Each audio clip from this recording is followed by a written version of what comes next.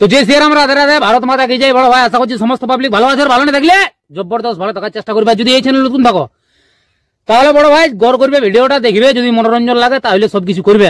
তো পরিষ্কার গল্প। তো কাকা তুমি ইন্ট্রো লাগাও, সেই লেভেলের video. Namaskar. Welcome to my YouTube channel, Vivek Status Editing. please one like and one comment. Please support and share your friends. Review.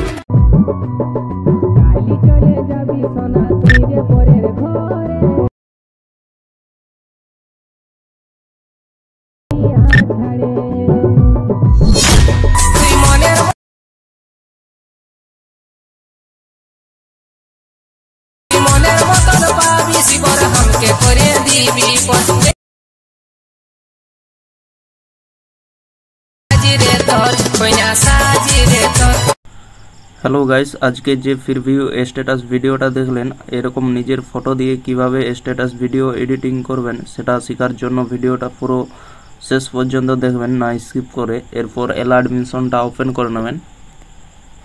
Open করে নেওয়ার পর নিচের দিকে দেখতে পাচ্ছেন প্রজেক্ট লেখাটা, এখানে টাচ করবেন। দিয়ে এখানে beatmark, song, effect, photo and PNG এই তিনটির লিঙ্ক ভিডিও নিচে ডিসক্রিপশনে দেওয়া থাকবে, সেখান থেকে আপনারা ইনপুট করে নেবেন আপনাদের অ্যাডমিশনে।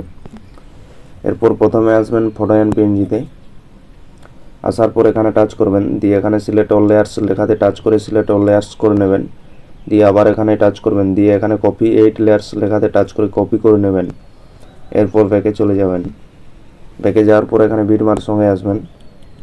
আসার পর এখানে টাচ করবেন, দিয়ে এখানে পেস্ট 8 লেয়ার্স লেখাতে টাচ করে পেস্ট করে দেবেন। ফটো সিলেক্ট হয়ে যাবে, দেখতেই পাচ্ছেন। এরপর ইফেক্ট আনবো, ইফেক্ট আনার জন্য ব্যাকে চলে যাবেন। ব্যাকে যাওয়ার পর এখানে ইফেক্টে আসবেন। আসার পর এখানে ইফেক্ট কপি করে নেবেন। কপি করার জন্য এখানে ছবির মধ্যে টাচ করবেন। দিয়ে নিচে ডান দিকের কোনায় দেখতে পাচ্ছেন ইফেক্ট লেখাটা, এখানে টাচ করবেন। দিয়ে নিচে বাঁ দিকে দেখতে পাচ্ছেন 3 ডট, এখানে টাচ করবেন। দিয়ে এখানে কপি ইফেক্টে টাচ করে কপি করে নেবেন। এরপর ব্যাকে চলে যাবেন। ব্যাকে যাওয়ার পর এখানে বিটমার্ক সঙ্গে আসবেন। আসার পর এখানে নিচের দিকে আসবেন, এখানে ছবির মধ্যে টাচ করবেন। দিয়ে নিচে ডান দিকের কোনায় দেখতে পাচ্ছেন ইফেক্ট লেখাটা, এখানে টাচ করবেন। দিয়ে নিচে বাঁ দিকে দেখতে পাচ্ছেন 3 ডট, এখানে টাচ করবেন। দিয়ে এখানে পেস্ট ইফেক্টে টাচ করে পেস্ট করে দেবেন।